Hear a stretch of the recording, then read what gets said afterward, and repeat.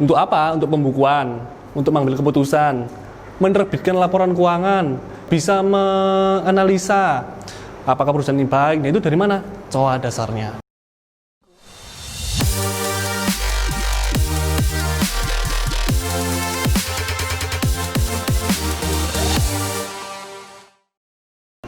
Ya, kembali lagi ke channel kita. Saya akan bahas tentang 5 kode akun dalam pembukuan. Yuk, mari kita bahas.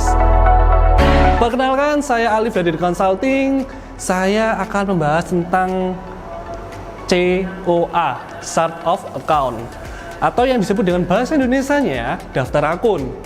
Nah, pembahasan pertama saya akan apa sih itu COA? Apa sih fungsinya? Pentingkah untuk perusahaan Anda, pembukuan Anda? Kedua, manfaat COA itu kayak gimana? Unsur-unsur yang ada di COA itu apa aja? Nah, kita akan bahas.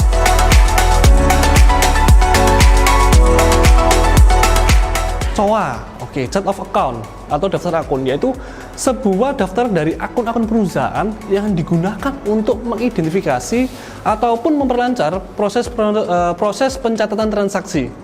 Jadi, itu untuk guna pengeluaran atau pemasukan, di mana tujuannya ini COA ini untuk pengelompokan sebuah angka nominal dari sebuah perusahaan.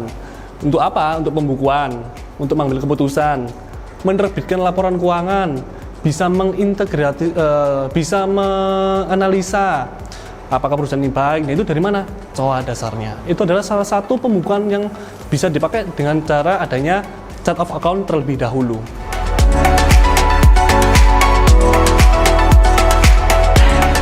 Kita harus tahu manfaat-manfaat COA. Apa aja manfaat COA? Pertama, meningkatkan kontrol pencatatan. Nah, meningkatkan kontrol pencatatan, di mana kontrol pencatatan ini digunakan dalam COA untuk pengelompokan.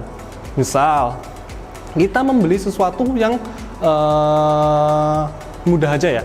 Kita beli pulpen. Nah, pulpen ini ada jurnalnya. Jurnalnya ini dibentuk oleh akuntansi yang dibantu oleh daftar akun atau COA. Di situ kontrol pencatatan bisa terjaga. Oke ya. Kedua, mempermudah perbaikan atau penyesuaian mungkin persediaan kas. Nah, kenapa mempermudah perbaikan atau penyesuaian? Di sini karena ketika ada sesuatu yang berbeda, misal Anda melakukan stock of name, di Anda melakukan stock of name. Nah, ketika Anda mau memperbaiki itu di sistem atau melakukan perbaikan itu di pembukuan Anda harus membuang atau terjadi selisih. Anda harus membuang selisih nominal itu ke akun mana. Itu ada COA-nya, itu ada jurnal transaksinya, seperti itu. Yang ketiga, mempermudah pemrosesan atas hasil-hasil catatan, di mana mempermudah ini catatan hasil-hasil yang sudah kita bukukan itu diproses di sebuah laporan keuangan, yaitu seperti neraca, laba rugi. Itu dasar-dasar yang terciptanya adalah adanya COA. Yang keempat, mempermudah penyusunan laporan. Kenapa mempermudah? Karena di dalam bidang pembukuan akuntansi ekonomi, kita diwajibkan untuk bisa menerbitkan laporan keuangan. Menerbitkan laporan keuangan ini kita harus punya standar dari COA perusahaan. COA itu masing-masing berbeda. Yang penting kode akunnya tidak jauh berbeda. Nanti kita akan bahas ya kode akunnya seperti apa. Dan di dalam penyusunan laporan keuangan ini, kalau benar secara neraca nomor 1, 2, 3, 4 dan laba rugi nomor 4 dan 5 dan sebagainya, apa itu benar, penyusunan laporan keuangan ini bisa terjaga dan terjamin benarnya. Tapi belum tentu valid. Nah, valid ini bisa kita cek dengan auditing. Kelima, mempermudah pembaca laporan. Kenapa ini bisa mempermudah?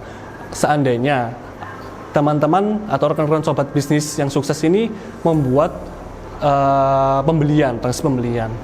Kita transaksi pembelian misalnya beli pulpen. Nah, berarti apa yang terjadi atas pulpen itu? Berarti kan persediaan pulpen kita bertambah, kas kita keluar atau bank kita mengeluarkan uang. Nah, di sini kalau nggak kita kelompokkan, kalau ada jurnal kayak gitu terus atas COA, akan tidak terkelompokkan dengan maksimal, akan ambiar ya, sobat ambiar nanti akhirnya. Nah, dengan adanya pembaca laporan, kita dikelompokkan dengan apanya? Dengan adanya COA. Dengan dikelompokkan aset mana, kewajiban mana, hutang piutang mana, pendapatan, penjualan, HPP, dan biaya. Kalau sudah tepat, kita akan bisa gampang membaca laporan dengan apa? Standar COA yang bagus dalam perusahaan. Oke ya. Situ sih manfaat COA-nya. Jadi dalam kelima ini teman-teman harus bisa memahami. Jadi tidak asal untuk melakukan yang penting aku udah menamai ini. Ada terkadang kendala dari klien-klien kita ya. Menamai kas bank atau menamai kas besar. Kita dengan nama misalnya punyanya ibu saya.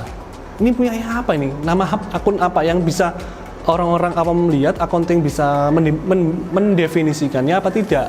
Terkadang ada biaya yang harusnya masuk di neraca tapi langsung dimasukkan ke laba rugi dulu. Nah misalnya apa? Kayak hutang, kita bayar hutang tapi dimasukkan ke biaya. Nah itu mungkin ada siklus-siklus yang harus dipelajari tentang pendataan untuk COA dan penjurnalan transaksi atas dasar-dasar COA. Nah dari situ kita bisa tahu laporan kita benar apa enggak, baca kita sudah benar tepat atau tidak, kontrol pencatatan tepat atau tidak.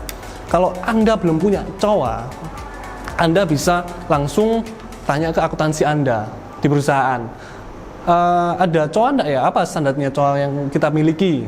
Standar ini tidak secara umum global, jadi enggak terstandarkan secara paten, tapi yang penting ada kode 1, 2, 3, 4, dan 5 seperti itu. Nah, misalnya di perusahaan Anda belum ada yang namanya COA, akuntansi pembukuan. Nah, Anda rekrutlah pihak akunting atau sewalah jasa untuk akunting itu. Di situ pembukuan Anda bisa tepat dan benar adanya penyusunan COA dengan baik.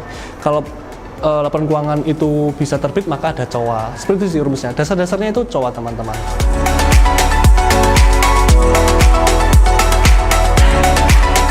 Jenis-jenis COA atau chart of account, daftar akun secara umum itu apa aja? Yaitu ada 5. Konsepnya ada 5 sih. Yaitu apa aja? Aset, kewajiban, modal, pendapatan, dan biaya. Jenis COA ini yang pertama, kode akun 1 itu aset. Misalnya 1001 untuk kas, 1002 untuk piutang, 1003 untuk biaya di barang di muka, 1004 mungkin untuk aset, nah, dan sebagainya, sampai ke semua aset yang dimiliki atau harta yang dimiliki. Yang kedua, kewajiban. Kewajiban apa aja? Itu kodenya nomor 2 ya, kewajiban ya. 2001, misalnya 2001 hutang usaha atau hutang dagang. 2002 mungkin hutang ke pihak 3 nih, atau hutang ke bank, hutang leasing, atau lagi hutang banyak ya, bisa hutang mungkin ke karyawan, ke pimpinan, itu dimasukkan ke secara berurutan. Dalam konteks ini, COA kewajiban itu dikategorikan dengan nomor akun 2. Terus kode akun selanjutnya adalah 3. Apa itu? Modal. Modal ini dikategorikan dengan kode aset nomor 3. Nah, nomor 3 ini misalnya modal awal 3.000. Nanti jenis pendanaan investasi 3001, atau preferred dividen 3003, laba ditahan, laba berjalan 3004, 3005, seperti itu, dengan dasar dia modal. Terus yang keempat yaitu masuk ke laba rugi. Itu apa?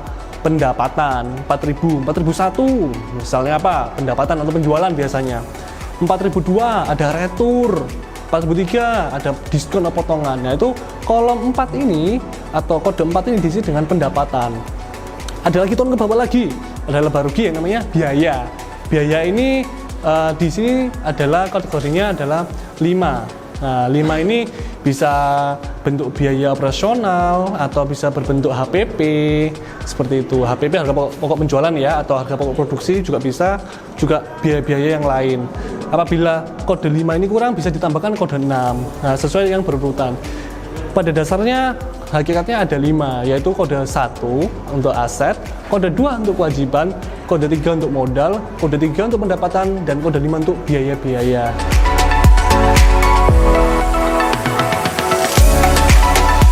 Unsur COA ini ada kode akun sama nama akun. Kenapa kok dibedakan? Nah, saya jelaskan di sini.